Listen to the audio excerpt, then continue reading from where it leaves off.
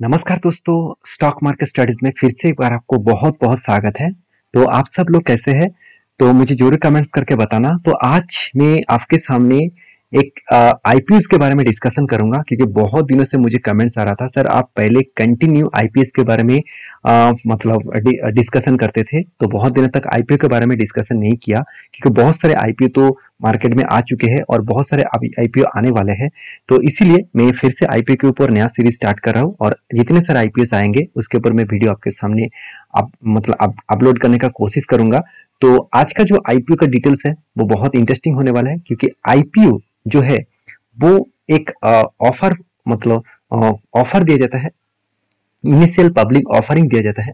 मतलब कंपनी चाहते हैं खुद का जो शेयर है वो पब्लिक को बेचे और पब्लिक से पैसा उठाए। उस पैसे से वो बिजनेस के ऊपर भी लगा सकते हैं, उसका कुछ प्रोमोटर के जेब में भी जा सकते हैं।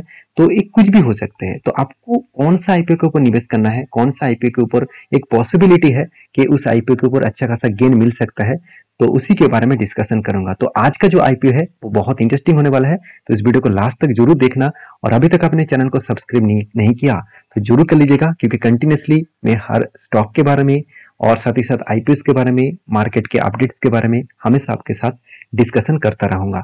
तो सबसे पहले इस चैनल को सब्सक्राइब करिए, और टेलीग्राम को भी जाकर ज्वाइन कर सकते हैं, नीचे सारे लिंक्स है। तो चलो देख लेते हैं आज का शेयर मतलब कंपनी कौन सा है। देखिए, आज का जो कंपनी है उसका नाम है SSKL। तो SSKL क्या है? तो SSKL जो है कंपनी का नाम है साई स्किल कला मंदिर लिमिटेड। तो साई स्किल कला मंदिर लिमिटेड जो देखा जाए तो एक मतलब साउथ इंडियन बेसिस कंपनी है। एक साउथ इंडियन बेसिस कंपनीज है जो गारमेंट्स के ऊपर काम करते हैं, जो सिल्क बेचने का काम करते हैं। तो सिल्क बेचने का जो मतलब प्रोडक्ट है इसका, सिल्क का, उसका ही प्रोडक्ट है और उसी का ही बिजनेस करते हैं। तो लोगों के मन में ये आएंगे कि सर सिल्क का डिमांड अभी है इंडिया में, क्योंकि ज्यादा से ज्यादा लड़कियां देखा जाए तो मतलब साड़ी को छोड़कर बाकी जितने सारे ड्रेसेस है वो पहनना स्टार्ट किया। क्या मतलब साड़ी पहनने वाले का डिमांड रहेंगे कि साड़ी पहनने का जो डिमांड है वो बढ़ते जाएंगे? क्योंकि अगर वो नहीं बढ़ेगा तो इस तरीके से कंपनी का ग्रोथ नहीं होगा। तो देखिए, कंपनी का 17 ईयर्स का मतलब प्रेजेंस है। कंपनी 17 ईयर पुराना हो चुके हैं, और कंपनी का जो बिजनेस है वो कुछ इस तरीके से है, मैं आपको डिटेल्स में डिस्कशन करूंगा। तो कंपनी ये बता रहा है कि कंपनी का जो बिजनेस है वो बहुत स्ट्रांग है, और लग्जरीज मतलब साड़ी से लेकर हर कैटेगरी साड़ी आपको देखने को मिलेगा इस तरीके से कंपनी के ऊपर। तो सबसे पहले ये देखना है कि कंपनी का जो ब्रांड है वो क्या क्या है। आप देखेंगे तो KLM जो फैशन मॉल है वो भी इसका ब्रांड के हिसाब से कंपनी प्रोडक्ट बेचते हैं। साथ ही साथ कला मंदिर जो सिंबल है इस तरीके से कैटेगरी है। साथ ही साथ और भी देखिए कितने सारे अलग अलग कैटेगरीज के कंपनी प्रोडक्ट बना के रखे हैं। तो इस प्रोडक्ट को कंपनी क्या करते हैं, कंपनी बेचते हैं। और सबसे बड़ी बात आपको ये जानना है कि कंपनी जो प्रोडक्ट बेच रहे हैं, कंपनी जो प्रोडक्ट बेच रहे हैं वो कहाँ पे बेच रहे हैं, और कंपनी का टोटल स्टोर कितना है। सबसे पहले मैं बता दूं, कंपनी एक Telangana basis, Hyderabad Telangana basis company है, मतलब एक साउथ इंडिया बेसिस कंपनी है। और इस कंपनी के डेटा में आपके साथ शेयर करूं तो टोटल इस कंपनी का 54 स्टोर्स है। उतना ज्यादा स्टोर्स नहीं है, 54 स्टोर्स है। और कंपनी देखा जाए तो स्टोर्स के माध्यम से ही प्रोडक्ट बेचते हैं। अगर इसका डिटेल्स और भी जानना चाहते हैं तो वेबसाइट को विजिट करके आपको सारे डिटेल्स देखना पड़ेगा। तो कंपनी का जो टोटल 2005 से लेकर 2023 तक कंपनी का जो एसेट है वो कंपनी कुछ 1200 करोड़ 1220 करोड़ के आसपास कंपनी का एसेट रीच हुआ है, मतलब ग्रोथ हुआ है। तो कंपनी कस्टमर बेसिस में काम करता है directly south India basis company का टारगेट है। कंपनी का जो बिजनेस है वो साउथ इंडिया बेसिस चलते हैं, कंपनी बाहर की स्टेट में अभी तक नहीं पहुंच पाए। तो कंपनी के साउथ इंडिया बेसिस में अलग अलग जगह पे कंपनी खुद को प्रेजेंस बना के रखे है। तो कंपनी के बिजनेस मॉडल्स एक लिमिटेड रेंज में है, ये बात आपको याद रखना है। दूसरी बात, इंडिया में देखेंगे तो इस तरीके से अगर कंपनी का वेबसाइट विजिट करेंगे तो उसका कहाँ पे मॉल है, उसका कहाँ पे प्रोडक्ट बेच रहे हैं, वो सब कुछ यहाँ पे आप देख सकते हैं।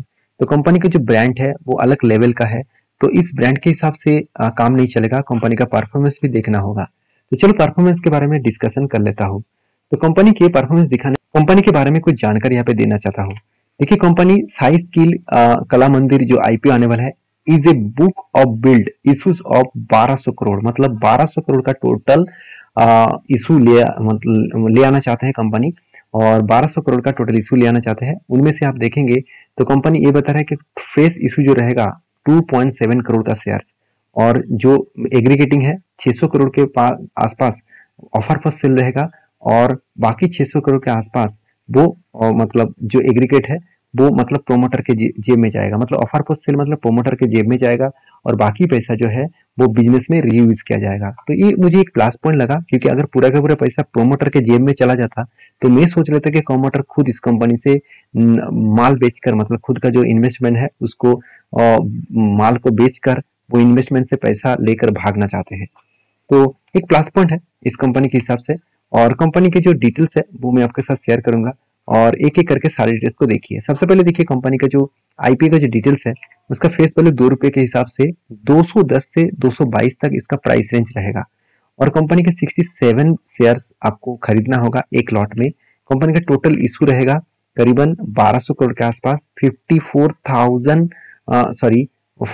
करोड़ 40 लाख के आसपास टोटल शेयर रहेगा, जिनमें से फ्रेश इशू रहेगा 600 करोड़ और ऑफर फॉर सेल रहेगा 600 करोड़। तो इसका मतलब प्रोमोटर के पास जेब में 600 करोड़ जाएगा, और फ्रेश इशू मतलब कंपनी के ऊपर बिजनेस को बढ़ाने के लिए 600 करोड़ कंपनी यहाँ पे इन्वेस्टमेंट करने वाले है।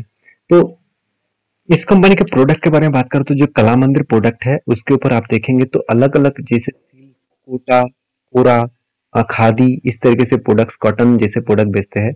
साथ ही साथ जो वरा मतलब महालक्ष्मी स्किल है, तो वो आप सॉरी सिल्क है, स्किल नहीं, माफी चाहता हूँ, सिल्क है, वो कुछ इस तरीके से कैटेगरीज का प्रोडक्ट वो बेचते हैं।